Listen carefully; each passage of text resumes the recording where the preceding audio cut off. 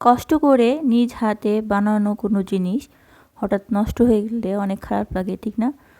তো সবার সঙ্গেই প্রায় এটা হয়। তো আসসালামু আলাইকুম, কেমন আছেন সবাই? আশা করি ভালো আছেন। তো আলহামদুলিল্লাহ আমরা অনেক ভালো আছি। তো এই যে আমি অনেকগুলো গাছ লাগিয়েছিলাম, তোর মধ্যে একটা গাঁদা ফুলের গাছ ছিল আর গোলাপ ফুলের গাছটা হয়নি। আর গাঁদা ফুলের গাছটা প্রায় অনেক শুকিয়ে গেছে। আর এদিকে মানি প্ল্যান্ট গাছগুলো প্রায় হয়েছে, আমি বারান্দায় রেখেছি। তো আমি মাঝে মাঝে পানি দিই সকালে, তো পানি দিচ্ছিলাম। তারপরে আমি অনেকগুলো আলু চিপস বানিয়েছিলাম। আমার যেহেতু বাসায় ছোট বাচ্চা আছে, তো ওরা অনেক আলু চিপস খেতে পছন্দ করে। তো আলু চিপসগুলো অনেকগুলো বানিয়েছিলাম, তো এক সাইডে দিয়েছিলাম রোদে শুকাতে। আর দিকে আমি অনেকগুলো সকাল সকাল কাপড় ধুয়ে নিয়েছি। তো বাচ্চাকে স্কুলে ওর বাবা নিয়ে গেছিলো আর আমি নিয়ে আসবো। বাবা ওকে রেখে অফিস চলে গেছিলো, তো আমি নিয়ে আসতাম। এই জন্যে সব কাজগুলো সেরে আমি ছোটো বাচ্চাকে তাকে নিয়ে আমি নিতে গেলাম ওকে স্কুল থেকে, যে নিয়ে আসবো। তো ওই যে দুই ছেলেকে নিয়ে আসছিলাম। ওর আসার সময় কিছু খাবার কিনে নিয়েছিল, তো ওগুলো খেতে খেতে রাস্তায় আসছিল। তো তারপরে হচ্ছে আমরা চলে আসছিলাম বাসায়। তো বাসায় এসে এখন যেহেতু রমজান মাস, অনেক বেশি শরবত খাওয়ানো হয়, তো অনেক লেবুর খোসা ছিল, ওগুলো দিয়ে আমি বোতলগুলো পরিষ্কার করছিলাম। তো এতে সহজেই পরিষ্কার হয়ে যায় বোতলগুলো লেবুর খোসা দিলে। আর এদিকে আমি যে চিপসগুলো দিয়ে গেছিলাম ওগুলো হচ্ছে প্রায় পড়ে গেছে। পাখি বসেছিল না কি বসেছিল, দিয়ে ওটা উল্টে যেয়ে পড়ে গেছিলো সবগুলো।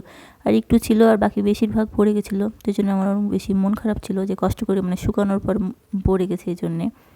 তো এদিকে আমি ইফতারি বানাইনি, ভাবলাম যে ইফতারি ভাজা পোড়া খুব একটা খাবো না। তো এদিকে আমার শাশুড়ি ইফতার দিয়ে গেছিলো আর আমার হাজব্যান্ডও একটা বাইরে থেকে নিয়ে আসছিলো ইফতার প্যাকেজগুলো। আর শরবত বাসায় বানিয়ে নিয়েছিলাম, তো ওগুলো খেয়ে নিচ্ছিলাম। বাসায় বানানো ইফতারগুলো আমার শাশুড়িগুলো দিয়েছিলো। একটা মরিচের চপ ছিল আর ডিমের চপ ছিল।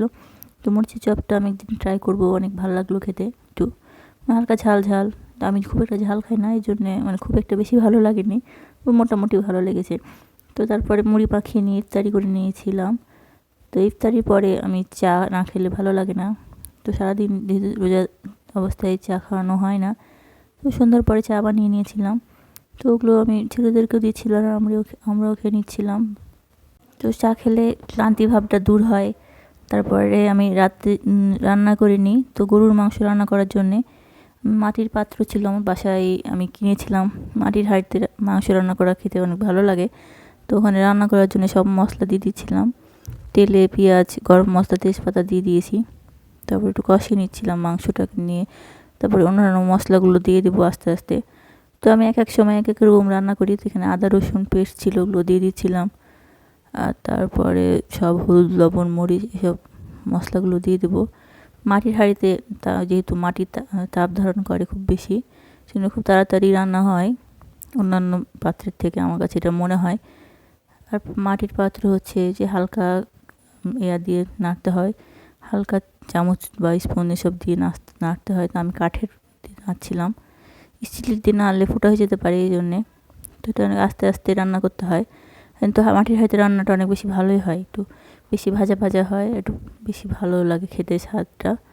তো এদিকে আমি কষিয়ে নিচ্ছিলাম। তো আমার অন্য কিছু রান্না করছিলাম, সবজি, পটল ভাজি, পটল আর আলু দিয়ে একটা ভাজি বানাচ্ছিলাম। এখন পটলের প্রাইস অনেক বেশি, তো ভাজি বানিয়ে নিয়েছিলাম। আর এদিকে মাংসগুলো প্রায় আমার হয়ে গেছিলো কষানো, তো মাংসটা হয়ে গেল এদিকে। তো ভিডিওটি ভালো লাগলে সবাই লাইক কমেন্টস করে পাশে থাকবেন। ধন্যবাদ সবাইকে, আল্লাহ হাফেজ।